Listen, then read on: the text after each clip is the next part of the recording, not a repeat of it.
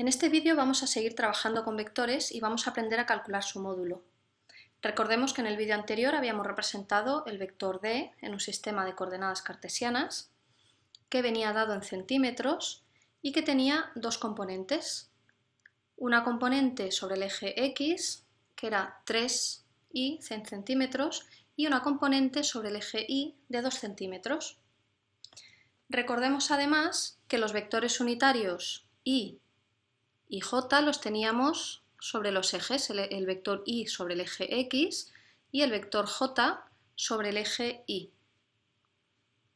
Es decir, que ya sabemos representar un vector matemáticamente. A continuación vamos a ver un ejemplo con un vector que indique, por ejemplo, la velocidad de algún objeto.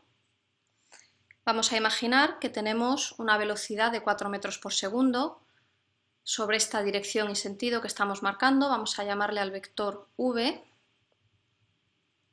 y vamos a colocarlo sobre unos ejes de coordenadas. Como estamos dibujando aquí, tendríamos un eje x y un eje y que se cruzan en el origen, ¿vale? Y tendríamos también que marcar estas marcas, tendríamos que hacer las marcas sobre los ejes, que en este caso irían en unidades de metros por segundo porque estamos hablando de una velocidad.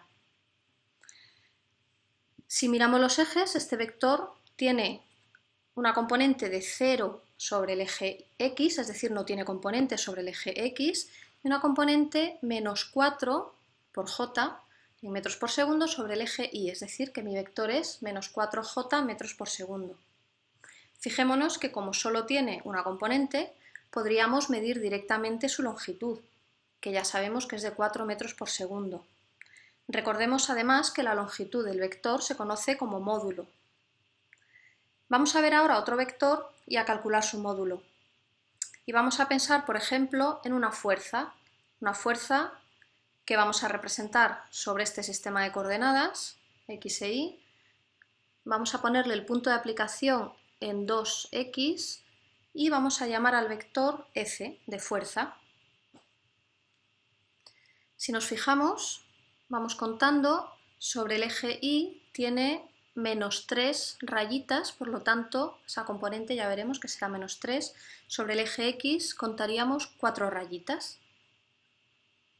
Es decir, que ya podemos representar el vector como f con una componente fx igual a y más fi igual a j, donde sus componentes x sería de 4 newtons, porque habíamos contado 4 rayitas, y la componente y sería de menos 3 newtons, porque habíamos contado 3 rayitas.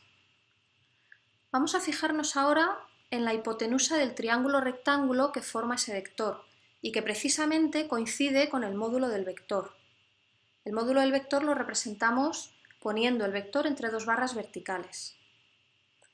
Como es la hipotenusa del triángulo, podemos aplicar simplemente el teorema de Pitágoras, que nos dice que la hipotenusa al cuadrado es la suma de los catetos al cuadrado.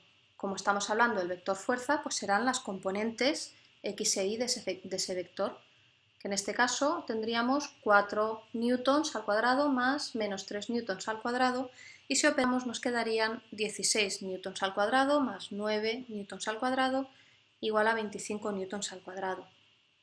Si ahora hacemos la raíz cuadrada, tendríamos directamente el módulo del vector.